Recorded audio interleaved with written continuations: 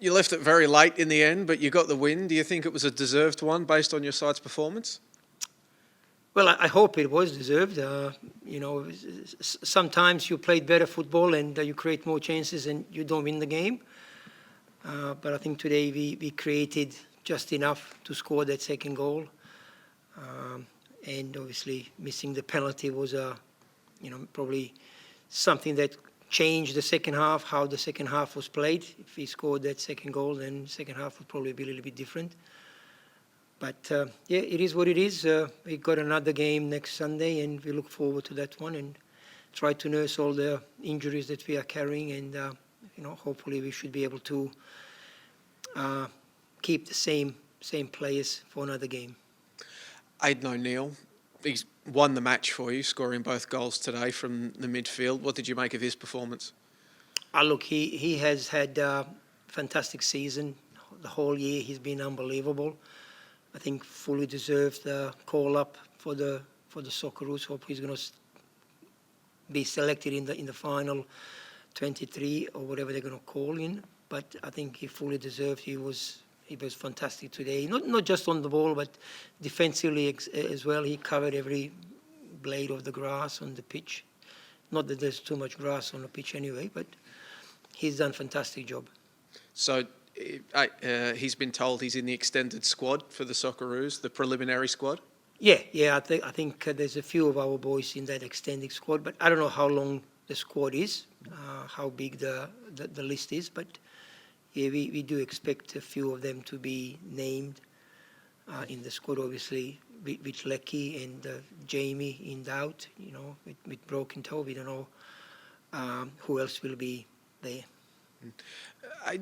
He's obviously brought such a lot to the City midfield for such a while, but one thing maybe missing from his game was goals, which he's now adding. What sort of development has Aidan undergone this season?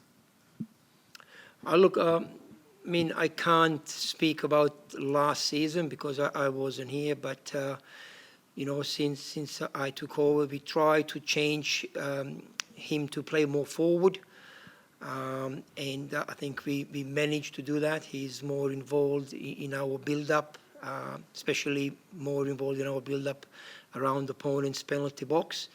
I'm not sure if you remember the goal against Melbourne Victory, that game that has been replayed. From that game, and that was second game, me being in charge of the team, I think he's been doing better and better and better. Maybe not rewarded with goals, but today he got all the rewards from scoring goals and creating good opportunities for us. Sorry, Rado, if I've misheard you. Did you say Jamie Maclaren's got a broken toe? Yes, he's got a broken pinky, so he's been carrying that for the last several weeks. He's been fantastic for us, but I don't know how serious. You can see today he was struggling a little bit, so we have to wait and see how he feels tomorrow, and then we'll go one day at a time with him. So do you think he'll be rested rather than go off with the Socceroos? Is that what you're hoping? Look, it's up to Graham Arnold and his medical staff, but we are looking after him. He's not training every day, and we look after him as much as we can. He plays with injections. And today we tried without injection, and I think he was involved in the game very well. He contributed a lot, but you can see he's still feeling some discomfort and pain in his left foot. I was going to ask about his form, obviously, with the penalty, and I think it's 2 games. He loves scoring goals, obviously. Is that what you think it is? It's not anything to do with the record, just dealing with his injury issue at the moment, these last couple of weeks? I think sometimes you put this to the back of your mind, but, sometimes it just pops up. I can't tell you how he's feeling every minute, but it's definitely affecting him. And, if you are carrying injury like that, and you do this for over several weeks, obviously there should be or there will be some kind of discomfort and question that he's asking himself. You mentioned previously that Andy probably wouldn't be playing at the moment if you had more players available. Is that the same case for Jamie? If you had a Rafa here, if Lecky wasn't injured, you might have given him a week off, but right now you can't afford to? Absolutely, yes. So the whole idea was to obviously rest Lecky and rest Jamie, but unfortunately with the national team commitment for Rafa and with the accumulation of injuries, and also, don't forget we lost one young player with ACL a couple of weeks ago, so we are down to bare bones, and every win is a very sweet win for us, and it shows the courage and determination of everyone to keep soldiering on and keep helping us to achieve our targets this year.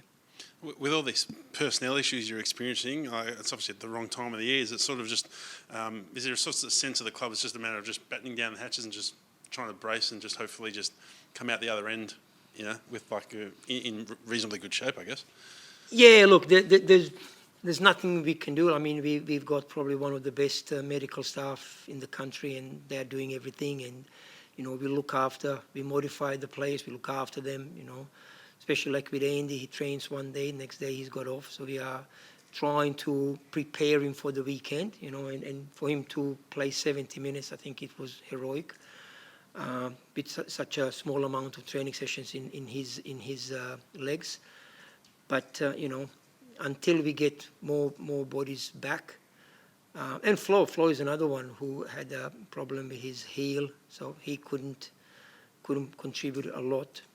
Nuno had a concussion or sore neck for a whole week, trained hardly throughout the week. But I think this week we should get a little bit more players at the training ground, so we'll see how they respond for the next Sunday. And then, I think everyone is looking forward to FIFA break, to give boys a couple of days off and just to rest them a little bit and get them for the last part of the season.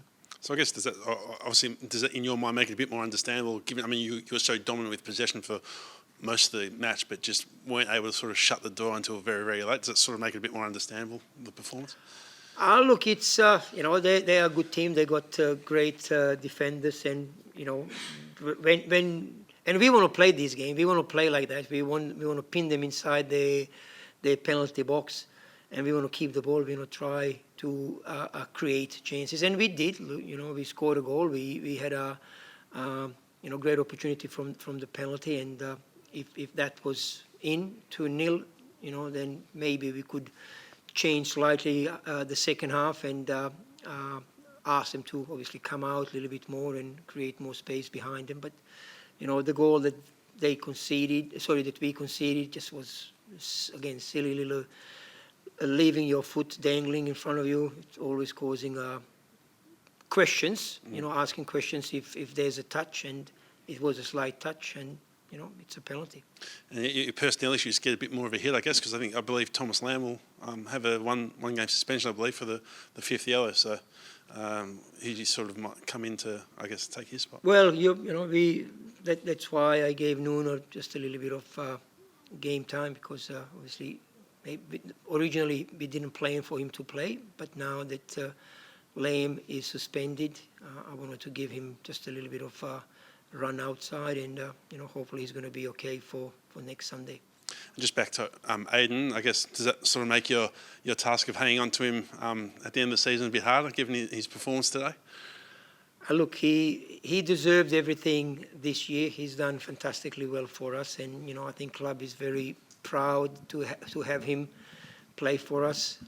And whatever his decision is, wherever he goes, we will always support him, and hopefully one day he can come back and have another go.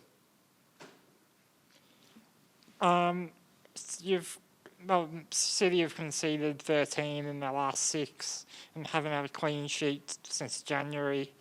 Actually, against Brisbane last time we played them. Is that something you're worried about going to the finals coming up?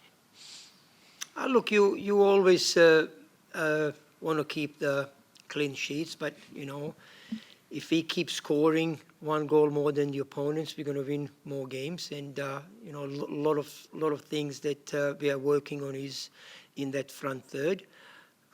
But of course, we want to improve. We would love to have clean sheets, and we would love to not to make those little mistakes. But when we've got a lot of players that are attacking minded, and every here and there we just have to accept that there are going to be mistakes at the back third, and that we're going to cop the goal. So we are working on it, and we'll try to correct as much as we can. So just quickly, James is coming back as well, but probably don't need him as much. But do you expect Raphael to, on his return from international duty, to be available for next week as a potential reinforcement?